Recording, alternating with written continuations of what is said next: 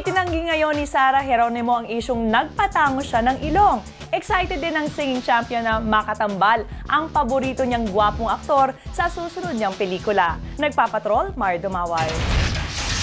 Larawan ng mas mature na kagandaan si Sara sa magarbo niyang launch bilang beauty product endorser. Maraming nagulat sa pagkakapili sa singing champion na ayon sa mga taga-Masid ay napanatili ang natural at malinis na imahe ng isang Pinoy sa gitna ng pagpipana ng mga starlet, dancers, singers at cover girls sa showbiz. 20 anyos na si Sara pero pinapanindigan niya, wala pa siyang nobyo at mananatili raw siyang no touch, no kiss. Hanggang matagpuan niya ang kanyang prinsipe. Never been touched, never been kissed. Wala pa eh.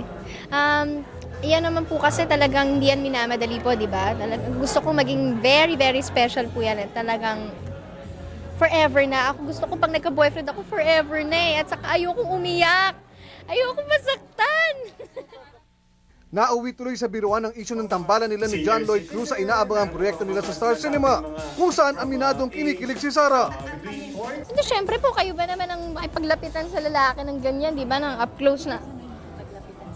Oo, talaga na nabubungis-ngis ako sa kanya. Kahit na sobrang sikip na niya, napaka-humble at napakabait sa bawat taong katrabaho niya. Samantala, pagkakataon na rin ito ni Sara para linawin ang isyong nagpareto isa ng ilong. Compliment po yun. Pero hindi po.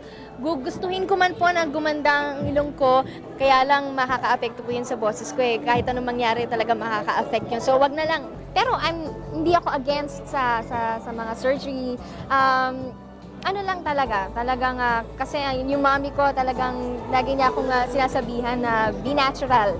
Mario Dumawal, Patrol ng Pilipino.